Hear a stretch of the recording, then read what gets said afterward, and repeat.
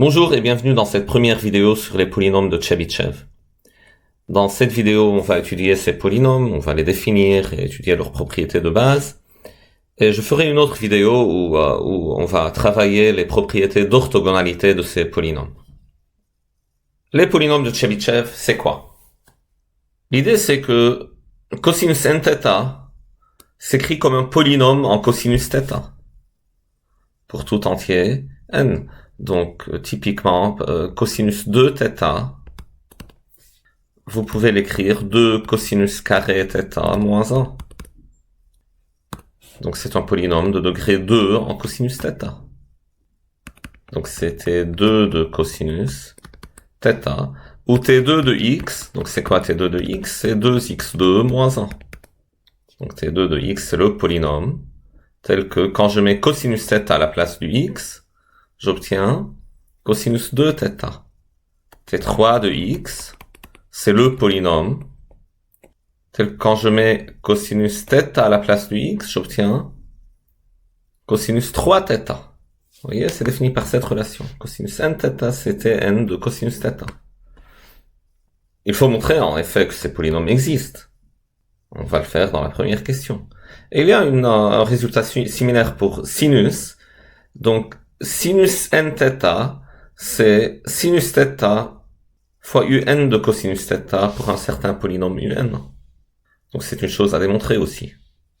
Si je prends par exemple sinus 2 θ, je l'écris 2 sinus θ cosinus θ, c'est-à-dire sinus θ fois 2 cosinus θ. Donc je peux l'écrire sinus θ u2 de cosinus θ ou u2 de x égale à 2x. Pareil, si j'écris sinus 3 θ, donc pour n égale 3, ça c'est sinus de θ plus 2 θ, et donc je peux l'écrire sinus a plus b, c'est sinus a cosinus b plus cosinus a sinus b, donc c'est sinus θ cosinus 2 θ plus cosinus θ sinus 2 θ, mais le sinus 2 θ, je l'écris 2 sinus θ cosinus θ, donc j'aurai ici un 2 sinus θ cosinus carré θ, et quand je mets sinus θ en facteur, j'obtiens cosinus 2 θ, qui est en fait 2 cosinus carré θ moins 1, plus ce 2 cosinus carré θ, donc j'aurai un 4 cosinus carré θ moins 1. En effet, sinus 3 θ, je peux l'écrire aussi comme de la forme sinus θ fois un certain polynôme en cosinus θ, que j'appelle U3 de cosinus θ. Donc U3 de x, c'est 4x2 moins 1. Les TI, on va les appeler les polynômes de Chebyshev de première espèce. Les UI sont les polynômes de Chebyshev de seconde espèce. La première question, on va montrer que, en effet, les Tn et Un existent et sont uniques. Donc, pour tout n cosinus n θ est un certain polynôme en cosinus θ, et pareil pour sinus n θ, c'est un sinus θ fois un certain polynôme en cosinus θ. On va trouver leurs expressions, et dans la question 2, on va montrer que pour tout x dans l'intervalle moins 1, 1, le Tn de x c'est cosinus de n arc cosinus x. On a une formule pareille pour les un.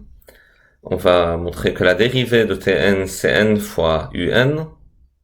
On va montrer une relation de récurrence sur les Tn. Tn plus 1 de x plus Tn moins 1 de x, c'est 2x Tn de x. Et on va déduire alors les degrés coefficients dominants des Tn, qui auraient pu être calculés ici en fait, mais avec cette formule, les choses, on va pouvoir les voir de façon un peu plus claire. Elle est pratique, en fait, pour le calcul explicite des Tn. Elle sera pratique dans beaucoup de choses. Pour démontrer, par exemple, l'orthogonalité des Tn plus tard, on va utiliser aussi cette formule.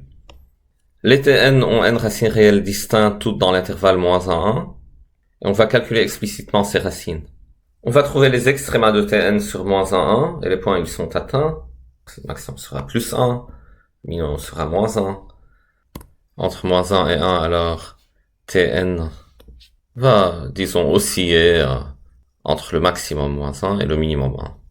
On aura montré dans la question 4 que c'est un polynôme de coefficient dominant 2 à la puissance n-1 donc qui est un grand coefficient dominant, lorsque n devient grand, mais tout de même qui oscille entre moins 1 et 1, sur l'intervalle moins 1. Donc très grand coefficient dominant, mais ne prend pas de grande valeur. On va donc montrer dans le set que si Q est de degré n et a même coefficient dominant que Tn, donc 2 à la puissance n-1, alors il peut pas faire mieux. Il peut pas, par exemple, osciller entre moins 1,5 et 1,5. Pour commencer avec la première question, pourquoi cosinus n θ est un polynôme en cosinus θ? Et sinus n θ, c'est sinus θ fois un polynôme en cosinus θ. C'est une application de la formule de Moivre. J'écris cosinus n θ plus i sinus n θ comme exponentielle i n θ, qui est exponentielle i θ à la puissance n, qui est en fait cosinus θ plus i sinus θ à la puissance n. Et là, j'utilise la formule du binôme de Newton. Donc a plus b à la puissance n, c'est la somme de n choisi p, a à la puissance n moins p, b à la puissance p, avec un p qui varie entre 0 et n. Et maintenant, je constate que j'ai un i à la puissance p. Donc, lorsque p est pair, ça donne un nombre réel, et lorsque p est impair, ça donne un nombre imaginaire. Et donc, je divise cette somme en deux pour avoir la partie réelle et la partie imaginaire. Les p qui sont pairs, ça donne la partie réelle, et la somme des p qui sont impairs, ça donne la partie imaginaire. Pour la partie réelle, donc, je prends les p de la forme 2k, où k est un entier. Donc 2k va varier entre 0 et n, ou n-1, donc ça dépend de la parité de n. Et donc le k va entre 0 et la partie entière de n sur 2. De telle sorte que 2k ne dépasse pas n. Et donc j'écris cette expression-là pareil ici, mais à la place du p j'écris 2k. Donc n choisit 2k, cosinus à la puissance n moins 2k fois i sinus à la puissance 2k. Et pour les impairs, j'écris P, c'est les 2k plus 1, avec 2k plus 1, voilà, entre 0 et n. Et donc le k, lui, c'est entre 0 et la partie entière de n-1 sur 2, de telle sorte que 2k plus 1 ne dépasse pas n. Et voilà, on réécrit le cosinus à la puissance n moins p, donc n moins 2k moins 1, fois le i sinus à la puissance p, donc à la puissance 2k plus 1. I à la puissance 2k, c'est égal à moins 1 à la puissance k. Donc j'écris moins 1 à la puissance k ici. Les autres termes sont toujours là. Et dans l'autre somme, j'ai i à la puissance 2k plus 1, donc bien sûr je sors un i. Et il me reste un i à la puissance 2k, qui est moins 1 à la puissance k. Et les autres termes, je les garde comme ils sont, donc n choisit 2k plus 1. Le cosinus à la puissance n moins 2k moins 1. Fois le sinus à la puissance 2k, oui, j'avais sorti un sinus ici. Donc sinus à la puissance 2k plus 1 en tout. Je veux que cosinus n θ soit un polynôme en cosinus θ. Mais ici, dans la première expression, j'ai encore sinus θ. Mais c'est facile, parce que sinus θ est égal à une puissance paire. Le sinus θ au carré, c'est 1 moins cosinus carré θ. Et donc j'écris que sinus θ à la puissance 2k, c'est 1 moins cosinus carré θ à la puissance k. Et dans l'autre terme, pareil, le sinus θ à la puissance 2k, je le remplace par 1 moins cosinus carré θ à la puissance k. Et voilà, c'est fait. Donc j'ai cosinus n θ plus i sinus n θ, c'est égal à ce terme qui est réel, plus i fois ce terme. Et la conclusion, c'est cosinus n θ, c'est tout ce terme-là, et que sinus n θ, c'est tout ce terme-là, sans le i. Et en effet, le cosinus n θ, c'est un polynôme en cosinus θ. Donc quel polynôme? C'est le polynôme Tn de x, obtenu de cette expression-là ici, en remplaçant le cosinus θ par x. Donc c'est la somme pour k entre 0 et la partie entière de n sur 2, de moins 1 à la puissance k, n choisit 2k, x à la puissance n moins 2k, fois 1 moins x2 à la puissance k. Et le un, donc c'est, voilà, donc c'est obtenu de cette expression-là, en remplaçant le cosinus θ par x. Donc un de x, cette fois une somme entre 0 et partie entière de n-1 sur 2, de moins 1 à la puissance k, n choisi de k plus 1, x à la puissance n moins 2k moins 1, fois 1 moins x2 à la puissance k. Et on a montré nos propriétés voulues. Donc on a l'existence des polynômes. On a aussi l'unicité.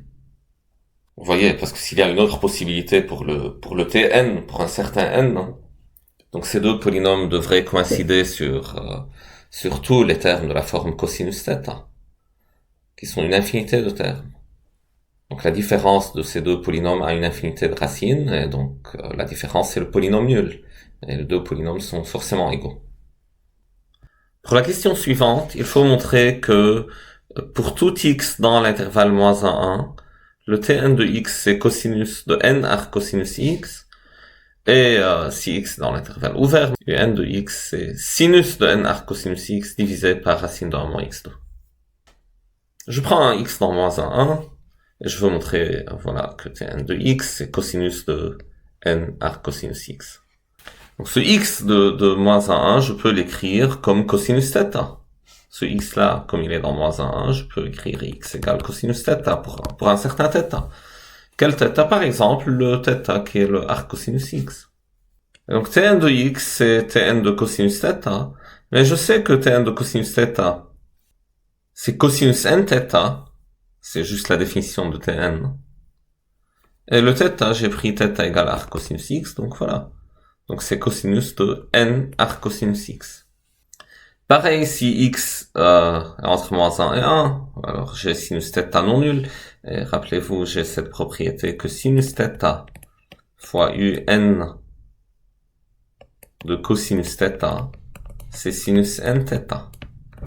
Et donc c'est pour ça, lorsque sinus θ est non nul, je peux écrire un de cosinus θ comme sinus n θ divisé par sinus θ. Et c'est ce que j'ai fait ici. Donc le un de x, c'est un de cosinus θ. Je vais écrire sinus n θ divisé par sinus θ. Et pour θ, j'ai pris arc cosinus x. Donc c'est sinus de n arc cosinus x divisé par, bon, sinus θ. C'est quoi sinus θ en fonction de x? Vous voyez, le θ, comme c'est un arc cosinus, θ est dans l'intervalle 0 pi. Et donc sinus θ est forcément positif. Et je sais que sinus carré plus cosinus carré égale 1. Donc sinus carré θ, c'est égal à 1 moins cosinus carré θ, c'est-à-dire 1 moins x2. Et sinus θ, bon, c'est plus ou moins racine de 1 moins x2, mais comme c'est positif, le sinus. Alors le sinus θ, c'est exactement plus racine de 1 moins x2. Et j'ai la formule voulue. Question suivante, il faut montrer que T'N c'est égal à NUN. Ce qu'on a, je rappelle, c'est que sinus n θ fois UN de cosinus θ, donc ça c'est sinus n θ. Et on a aussi que Tn de cosinus θ, c'est cosinus n θ. Et maintenant, je veux calculer la dérivée de Tn cosinus θ. Donc, une façon de le faire, c'est la dérivation des fonctions composées. Donc, c'est la dérivée de Tn en cosinus θ fois la dérivée du cosinus, c'est-à-dire fois moins sinus θ. Donc, d'un côté, c'est égal à tout ça. Et de l'autre côté, j'écris Tn cosinus θ comme cosinus n θ, puis je dérive. Donc, j'écris cosinus n θ prime. Et donc, c'est moins n sinus n θ. Et le sinus n θ, je l'écris sinus θ un de cosinus θ. Donc j'ai que moins sinus θ t prime n de cosinus θ, c'est égal toujours à ce terme-là. Moins n sinus θ, un de cosinus θ. Et en particulier, ils sont égaux pour tout θ lorsque sinus θ est non nul. Et il y a une infinité de θ pour lesquels sinus θ est non nul. Et pour cette infinité de θ, je peux dire que t prime n de cosinus θ, c'est égal à n, un de cosinus θ. Parce que si je suppose que sinus θ est non nul, je peux simplifier par sinus θ. Et donc les polynômes T'N et NUN coïncident sur un ensemble infini de réels. En l'occurrence, l'ensemble de tous les nombres de la forme cosinus θ pour θ différent de kpi. Donc tous les cosinus θ lorsque sinus θ est non nul. C'est un nombre infini. Donc ces deux polynômes, je peux dire que leur différence T'N moins NUN, ça a une infinité de racines. Et donc c'est le polynôme nul. Et si la différence c'est le polynôme nul, c'est que les deux polynômes sont égaux. Et donc je peux dire que T'N c'est toujours égal à NUN. Question suivante, question 4. On veut montrer maintenant que Tn plus 1 de x plus Tn moins 1 de x est égal à 2x Tn de x. Et en déduire les degrés et coefficients dominants de Tn et Un. Je veux Tn plus 1 de x plus Tn moins 1 de x. C'est le polynôme de x. Tn de x. L'idée, bien sûr, ici, c'est de démontrer cette identité pour les x de la forme cosinus θ et dire si elle est vraie pour ces x-là, donc c'est vrai pour une infinité de x. Et comme c'est une identité polynomiale, elle est toujours vraie. Donc je prends x de la forme cosinus θ, c'est-à-dire x entre moins 1 et 1. Je l'écris x égale cosinus θ. Et j'applique Tn plus 1 à cosinus θ, que j'ajoute à Tn moins 1 en cosinus θ. Je veux démontrer que c'est égal à 2x Tn de x, c'est-à-dire 2 cosinus θ, Tn de cosinus θ. Mais Tn plus 1 de cosinus θ, c'est cosinus n plus 1 θ. Et Tn moins 1 de cosinus θ, c'est cosinus de n moins 1 θ. Maintenant, j'applique cette formule-là. Cosinus p plus cosinus q, c'est 2 cosinus p plus q sur 2, cosinus p moins q sur 2. Donc ça, ce premier cosinus plus ce second cosinus, c'est 2 fois cosinus de la somme sur 2 plus cosinus de la différence sur 2. Donc 2 cosinus somme sur 2, c'est n θ plus θ plus n θ moins θ, le tout divisé par 2, c'est-à-dire 2 n θ sur 2, c'est-à-dire n θ. Voilà.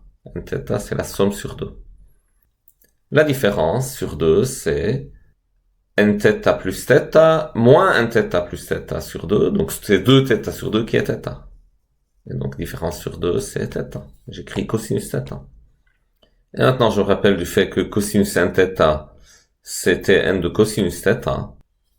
Et j'ai que Tn plus 1 de cosinus θ plus Tn moins 1 de cosinus θ, c'est 2 fois cosinus θ fois Tn de cosinus θ. Donc l'identité voulue est vraie pour tous les x de la forme cosinus θ, c'est-à-dire pour tous les x entre moins 1 et 1.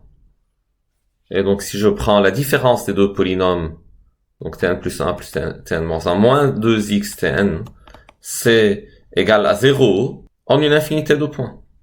Donc c'est un polynôme qui a une infinité de racines, donc c'est forcément le polynôme nul. Et donc j'ai que pour tout x, que ce soit entre moins 1 et 1 ou pas, Tn plus 1 de x plus Tn moins 1 de x, c'est toujours égal à 2x Tn de x. Et la question suivante, c'est pour le degré et le coefficient dominant de Tn et Un. Donc cette formule-là, en fait, me permet de calculer Tn plus 1 en fonction de Tn et Tn moins 1. Donc Tn plus 1, c'est 2x Tn de x moins Tn moins 1 de x. Avec T1, c'est x, donc T1 de x, c'est x, parce que cosinus x est égal à cosinus x. Et T2 de x, c'est 2x2 moins 1, parce que cosinus 2x, c'est 2 cosinus carré x moins 1. Maintenant, si vous voulez calculer T3, vous prenez T2, vous multipliez par 2x, et vous retranchez T1. Donc T3 de x, je multiplie T2 par 2x, ça me donnerait 4x3 moins 2x. Et je retranche T1, qui est un polynôme de degré inférieur, donc je retranche x. Voilà, 4x3 moins 3x. Et ainsi de suite, le terme dominant de Tn plus 1 est obtenu en multipliant par 2x le terme dominant de 2n. Donc pour passer entre T2 et T3, j'ai pris ce 2x2, je multiplie par 2x, ça me donne 4x3. Plus les termes d'ordre inférieur. Et donc par récurrence simple, le degré de Tn, c'est égal à n. Le degré de T2, c'est égal à 2. Puis vous multipliez par 2x, le degré de T3, c'est égal à 3, ainsi de suite. Maintenant, pour les coefficients dominants, donc pour T1, c'est 1. Pour T2, c'est 2. Et pour T3, je multiplie le 2 par 2 encore. Je multiplie par 2x. Donc, ça donne 4. Ainsi de suite. Donc, le coefficient dominant de Tn, c'est 2 à la puissance n-1. Et la preuve, c'est immédiat par récurrence. Et cette formule vous permet de calculer tous les Tn si vous voulez. Vous voyez ici la page Wikipédia sur les polynômes de Chebyshev. Voici les polynômes T0 jusqu'à T9. Et leur courbe représentative. Vous voyez le premier polynôme, c'est la courbe, la droite en rouge là. Donc pour n égale 1, donc T1 de x égale x. T2 de x, c'est 2x2 moins 1. Donc c'est cette courbe-là en bleu, donc c'est une parabole. T3 de x, bon, c'est une cubique, c'est le truc en vert, et ainsi de suite. Pour le degré et le coefficient dominant de un, donc je peux utiliser ça par exemple, ça donnerait quoi? Donc le Tn, ça commence par un 2 à la puissance n moins 1 xn, plus des éléments d'ordre inférieur. La dérivée de cette chose-là, ça doit être le terme dominant de n-un. Donc c'est 1 sur n fois 2 à la puissance n moins 1 fois n fois x à la puissance n moins 1. Et 1 sur n et n, ça simplifie. Le degré de un, c'est clairement n moins 1, et le coefficient dominant, c'est 2 à la puissance n moins 1. Pour la question suivante, on veut montrer que pour tout n, Tn a n racines réelles distinctes, et toutes dans l'intervalle ouvert moins 1. Il faut calculer ces racines et déduire une factorisation de Tn. Oui, bon, si je trouve les racines et je connais le coefficient dominant, j'ai la factorisation. Donc il faut trouver les racines de Tn. Donc où est-ce que Tn s'annule? Bien sûr, on a cette propriété que Tn de cosinus θ, c'est cosinus n θ. Donc il faut voir pour quel θ cosinus n θ s'annule. Et j'aurai ainsi que les cosinus de ces θ-là sont les racines de Tn. J'écris donc Tn de cosinus θ, c'est cosinus n θ. La question c'est pour quel θ ces cosinus n θ sont nuls. Le cosinus n θ est nul lorsque n θ c'est de la forme pi sur 2 plus k pi pour un k dans z. C'est-à-dire θ c'est de la forme pi sur 2n plus k pi sur n avec un k dans z. Donc il y a une infinité de θ pour lesquels cosinus n θ est nul. Mais moi je ne m'intéresse pas vraiment au θ, je m'intéresse plutôt au cosinus θ. Donc je dois prendre les cosinus de ces θ-là. Ces cosinus-là, ils vont se répéter. Pour avoir tous les cosinus des pi sur 2n plus k pi sur n, il suffit de prendre k entre 0 et n-1. On peut le démontrer directement, on peut voir en fait que tout simplement ils sont tous distincts et le degré de Tn est égal à n, donc il ne peut pas avoir plus que n racines. Donc j'écris la chose suivante. Pour chacun de ces cosinus pi sur 2n plus k pi sur n, Tn de ce cosinus-là, c'est cosinus de n fois pi sur 2n plus k pi sur n. Donc c'est cosinus de pi sur 2 plus k pi et c'est 0. Donc chacun de ces cosinus est racine du polynôme Tn. En plus, les pi sur 2n plus k pi sur n, donc c'est une suite croissante de nombres, mais tous entre 0 et pi. Et le cosinus entre 0 et pi est strictement décroissant.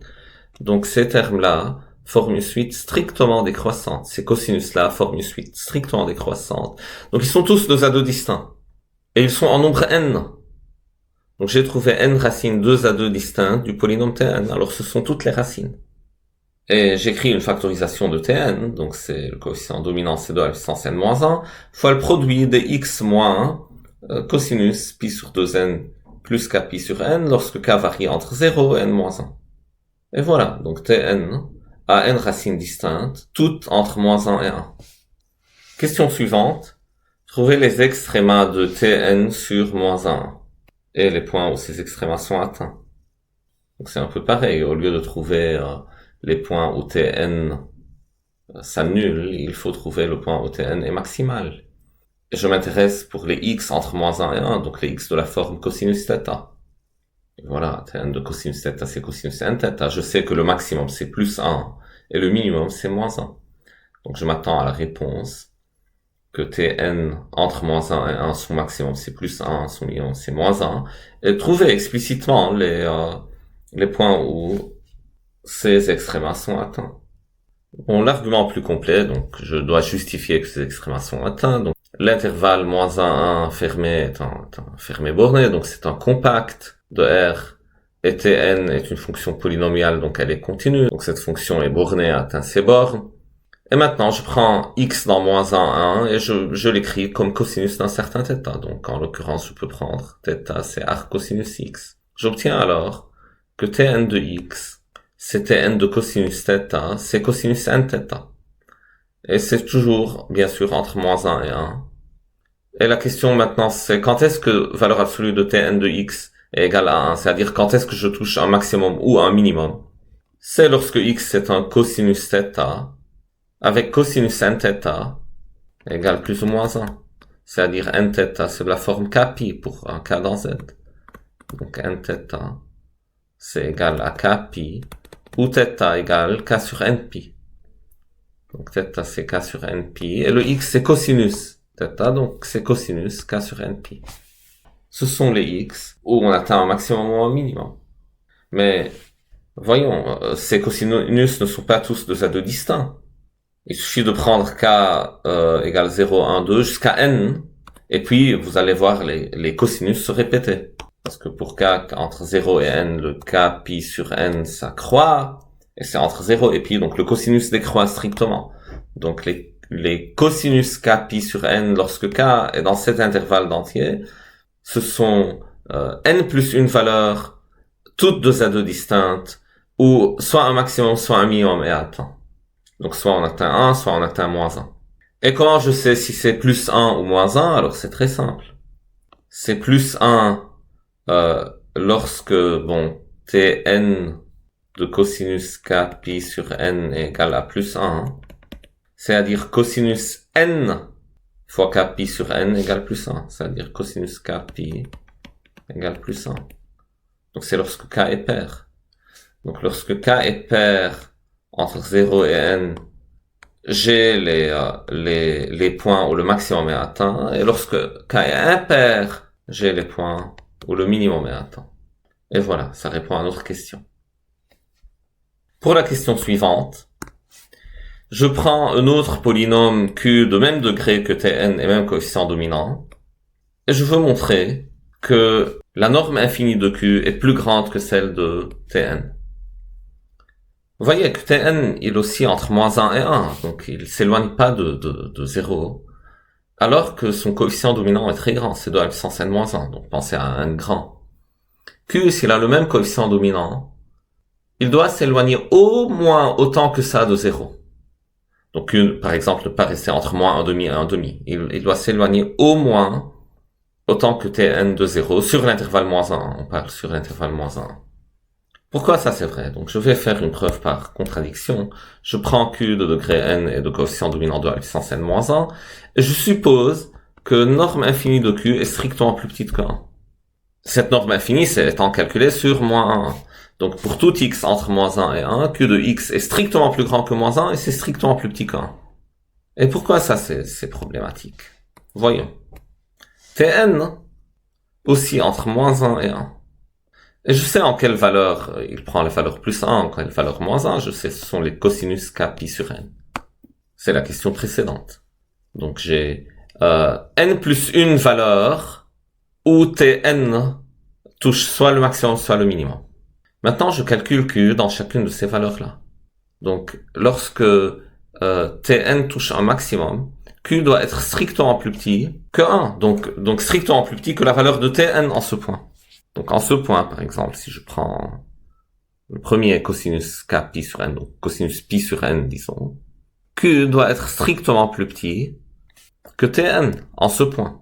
Mais quand je vais au point suivant, la valeur de Tn au point suivant, c'est moins 1. Mais Q est toujours strictement plus grand que moins 1, c'est l'hypothèse. Et donc, en ce point-là, Q doit être strictement plus grand que Tn. Et puis je vais au point suivant. Pareil, c'est un maximum, donc Q doit être strictement plus petit que Tn. Et puis, au point suivant, Q doit être strictement plus grand que Tn, et ça continue comme ça. Donc le polynôme q moins tn change au moins n fois de signe. Ça prend des valeurs positives, puis négatives, puis positives, puis négatives, n plus une fois, donc ça change de signe n fois. C'est un polynôme alors de degré au moins n. Vous voyez, un polynôme de degré 1 peut changer une fois de signe, donc ça peut être négatif, devenir positif. Un polynôme de degré 2, ça peut changer 2 fois de signe, donc être plus positif, puis négatif, puis positif, ainsi de suite. Donc si vous changez n fois de signe, le degré doit être au moins égal à n. Mais c'est une contradiction parce que q et tn sont tous les deux de degré n, mais ils ont même coefficient dominant. Donc quand je fais la différence, j'aurai un truc de degré au plus n-1. Et ça démontre l'impossibilité pour q d'être à la fois de degré n de coefficient dominant 2 à la puissance n-1 et de ne pas prendre de valeurs trop grandes ou trop petites. Ça ne peut pas se passer. Donc un tel polynôme doit forcément prendre des valeurs soit plus grandes ou égales à 1, soit plus petites ou égales à -1. Merci de votre attention, j'espère que cette vidéo vous a aidé à comprendre cette notion de polynôme de Chebyshev. Il y aura une autre vidéo où on va étudier aussi les polynômes de Chebyshev, mais plutôt le thème d'orthogonalité de ces polynômes-là. Donc ce sera une famille orthogonale pour un certain produit scalaire qu'on va voir. Et on va faire une application à ça pour trouver le minimum d'une certaine intégrale. À bientôt.